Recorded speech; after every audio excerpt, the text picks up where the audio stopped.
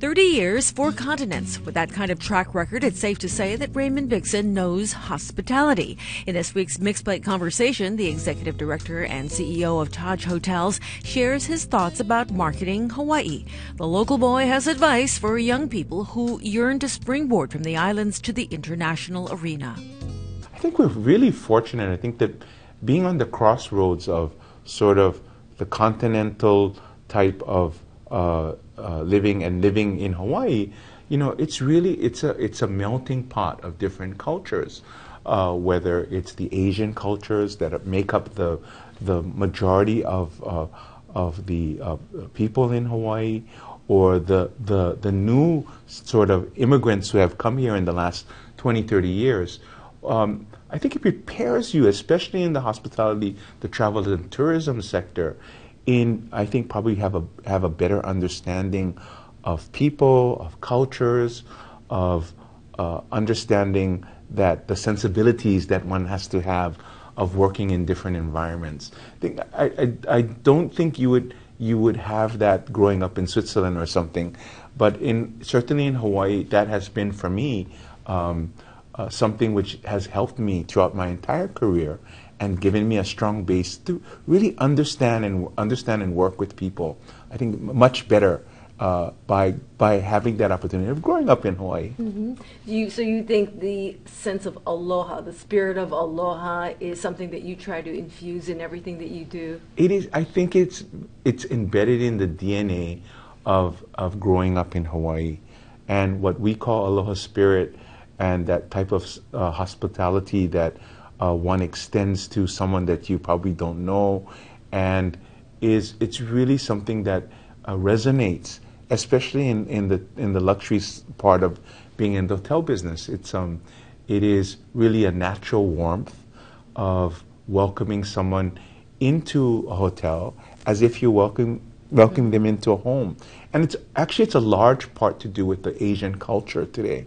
And if you look at the global chains today and what are acknowledged as the best in class, the best in service of that nature, that those Asian brands like the Mandarin Oriental hotels, the Peninsulas, the Shangri-Las of the world, have really taken a spot and have been recognized for the service that they're able to do. Something that we also can be very proud of in Hawaii. And growing up with that aloha spirit has, I guess, always been with me and will be, and has helped me in what I do. Now, the travel and hospitality industries have changed dramatically in the past 10 years.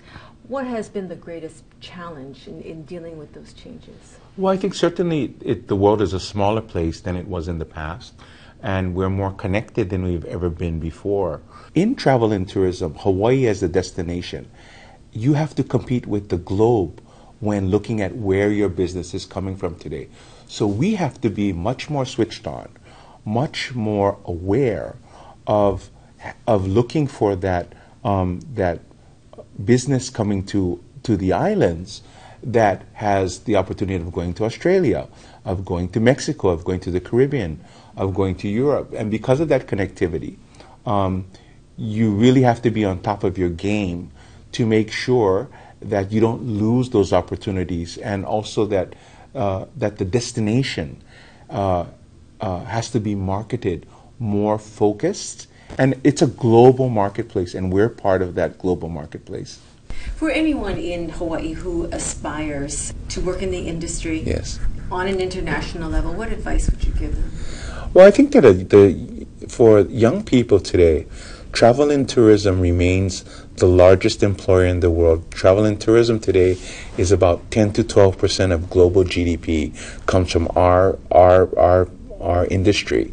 It's the largest employer in the world. And if one looks back today of my formative years in the 70s, when tourism overtook during the Vietnam War time, agriculture and the military as being the leading industry in the state, you can see how important that is for all of us. And so I think the young people today have so much opportunity. There's so many aspects to travel and tourism, whether it's hotels, whether it's airlines, whether it's the travel sector itself. All of this, cruise lines, these all make up what we do.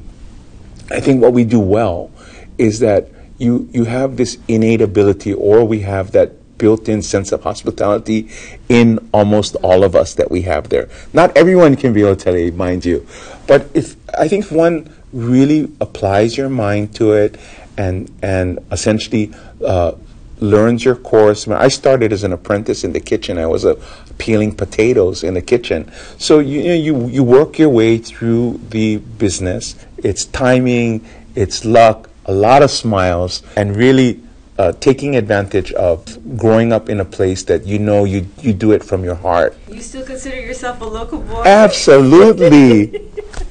Thank you very much. Thanks, John.